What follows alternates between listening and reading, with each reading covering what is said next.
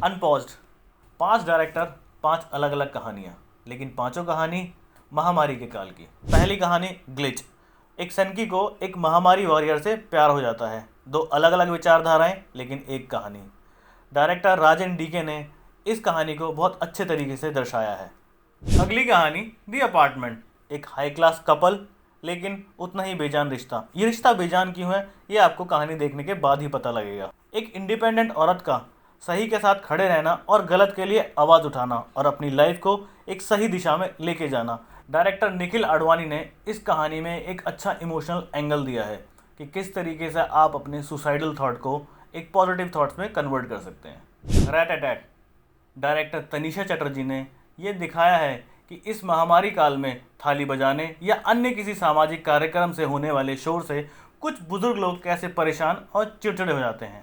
अब एक तो ये महामारी जिसने इंसान को ही इंसान से इतना दूर कर दिया कि बात करने के लिए भी 6 फुट की दूरी ज़रूरी है, लेकिन इन सब परेशानियों के बावजूद एक बुजुर्ग महिला ने किस तरीके से एक लड़की को अपने साथ अपने घर में एडजस्ट किया, इस कहानी में दिखाया गया है। अगली कहानी विषाणु, जहाँ ये दिखाया गया है कि किस तरीके से एक गरीब परिवार चोरी छुपे एक आलीशान फ्लैट में रह रहा होता है। अपने घर जाने के लिए उन्हें किन मुसीबतों का सामना करना पड़ता है, ये एक वाकई में दयनीय स्थिति है। आखिरी कहानी चांद मुबारक, और सच बताऊं तो ये मेरी भी फेवरेट कहानी है। कहानी में दिखाया है कि ऑटो वाला एक बुजुर्ग महिला की मदद करना चाहता है। शुरू में तो महिला मना करती है, लेकिन कहानी के अंत तक किस तरीके से दोनों एक दूसरे को समझते हुए मानवीय रिश्तों में बंध जाते हैं, ये डायरेक्टर नित्य मेहरा ने बहुत अच्छे से दिखाया है। बात करते हैं अब कहानी के किरदार और उनकी अदाकारी की। कहानी नंबर 1 ग्लिच, जिसमें काम किया है संयमी खेर और गुलशन देवैया ने। एक फ्यूचरिस्टिक कहानी का किरदार निभाने के लिए इन दोनों लोगों का चयन बिल्कुल परफेक्ट है, यंग और डायनेमिक। चलिए अब बात करते हैं इनकी अदाकारी की। गुलशन देवैया ने एक सनकी का किरदार बहुत अच्छे से निभाया है। महामारी योद्धा में संयमी खेर फिट बैठी हैं, पर शायद थोड़ा और अच्छा हो सकता था। अगली कहानी दी अपार्टमेंट। कहानी के मुख्य किरदार निभाए हैं ऋचा चड्ढा, सुमित व्यास और ईश्वक सिंह ने।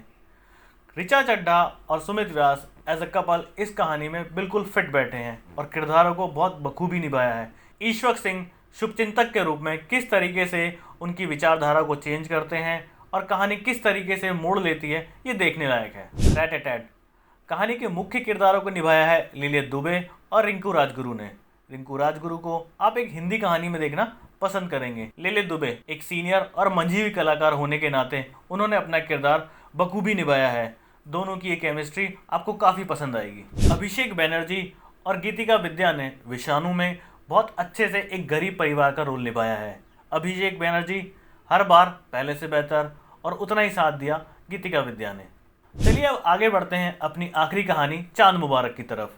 कहानी के मुख्य किरदार निभाए हैं रत्ना पाठक शाह और शार्दुल भारद्वाज ने। अनुभवी अदाकारा रत्ना पाठक शाह के सामने नए कलाकार शार्दुल भारद्वाज ने अपनी अदाकारी और योग्यता का भरपूर प्रदर्शन किया है। ओवरऑल हर डायरेक्टर ने अपनी कहानी को बहुत अच्छे से दर्शाया है, चाहे वो स्क्रीन प्ले हो, सिनेमाटोग्राफी हो, म्यूजिक हो या प्रोडक्शन डिज़ाइन।